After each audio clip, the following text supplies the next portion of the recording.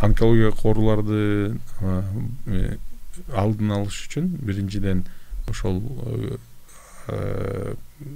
негизи 40тан өткөндөн кийин докторлорго кайрылып бир сыйра толук эмеден обследование өтүш керек.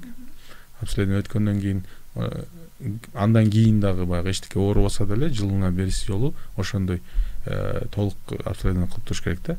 Ал эми ошол жерлерде оорулар болот. Ар кайсы локализациянын өзүнүн оорулары бар, предрак оорулар деп коет. Ошол эле жатын моюнчасын алсак, жана эрозия матка шейки деп коет го, ошо эрозия, лейкоплакия деген оорулар бар.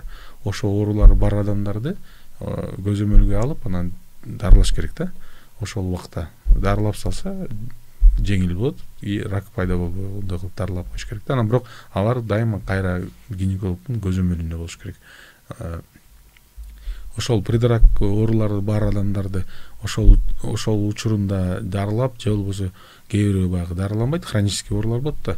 Ошолор болсо баягы көзөмөлдө жүрүш керек. Дайыма ошол врачтардын көзөмөлүндө болуп, анткени убакыт өткөн сайын ошондой оорусу бар адамдардын ичинде кээ бирде 70-80%га чейин рак оорусу пайда болот да. Ошол предрак оору, факультативный деп коет, ошондой облигаттык деп коет, ошолордон пайда болгону. Ал бул предрак оорулар экиге бөлүнөт, облигаттык, факультативдик деп. Факультативдик оорулардын саны азыраак болот, ракка айланышы. Облигаттык оорулар бар, аларда 80%га чейин ракка айланат да, жүрүп отуруп. Ошолорду облигаттык рак бар кишилер, предрак оорулары бар кишилерди баягы аябай тыгыз кармап, ошолорду дарылап боло турган болсо дарылап, же болбосо жылына 2 жолу, 3 жолу, ар бир оорунун өзлөрүнүн эмеси бар. Диспансерде канча жолу келип, кайрылып текшерилип туруш керек. Ошентип карап текшерип туруш керек да. Ошондо негизги адамдар өзлөрү ошо кызыктар болуш керек өзүнүн ден соолугуна, өзлөрү кайрылып, өзлөрү ошол баягы эчтеке оорубай эле мен эмне кылам деп ойлонбой, көрдүңүзбү, баягы онколог оорулары башында такыр эле кичинекей шишик болгондуктан эч кандай клиникалык белгиси жок болушу мүмкүн, бирок клиника белги бергенде ал уже өтүшүп калган оору болуп калышы мүмкүн да. Ошол үчүн эчтекеси оорубай эле жөнүндөгү адамдар баягы биздин кыргыздардын өзүндө аябай ошо сиңип калган, эчтеке оорубаса эмнеге барам деген.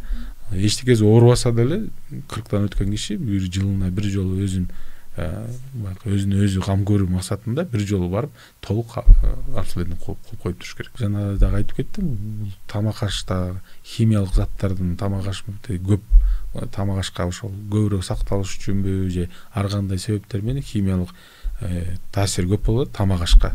Бул полуфабрикаттарга жасаш үчүн дагы көптөгөн химиялык түрдөгү биз химиялык кошулмалар менен тамак ашты обработка деп койсок, ошол биз жеген бүгүнкү күндө 80-90% тамак аштын баары ошондой химиялык заттарды камтыйт да. Алардын көп болушу ошол рак оорусунун пайда болушуна риск фактор болуп эсептелет да. Ошол эле жана айтып кеттик, красительдер, боектор, полициклический углевод деп коет, ошолорду колдонгондо же эмульгаторлор ар кандай ошол мөөнөтү сакталган турган көбүрөөк боло турганга колдонулган нерселер көп болгондо ошол организмге канчалык көп ошол ууланып калса, ошондон көп менин рак оорусу пайда болушуна өбөлгө түзүлөт да. Ошол эле учурда жанакы красное мясо деп коет, ошо колбаса, жанакы этти баягы тоже копчение деп коет, сүрсүтүп же бышырбай эле ошол же болбосо жанакы кууруп, ошондо ошол этти кууруп же эме кылганда ошоктон канцерогендер пайда болот. Ошол канцерогендер көп организмге түшө баштаганда ошондон кийин жана жоон ичегинин мисалы рагы пайда болушу мүмкүн да. Ошол бул бүгүнкү күндө уже тастыкталган, далилденген нерсе, баягы красное мясо деп коет. Ошону көп жеген адамдарда ошол бул жоон ичегинин рагы көбүрөөк болот да, пайда болот. Жоон ичегинин рагынын пайда болушун бул эми жоон ичеги дагы 1,5 метрдей да, ар кайсы жеринде ар кандай башталган жанакы оң жак тарап деп коет, жана сокур ичек ошол жактарда эгерде оору пайда болсо, анда биринчи иретте көбүнчө анемия пайда болот да.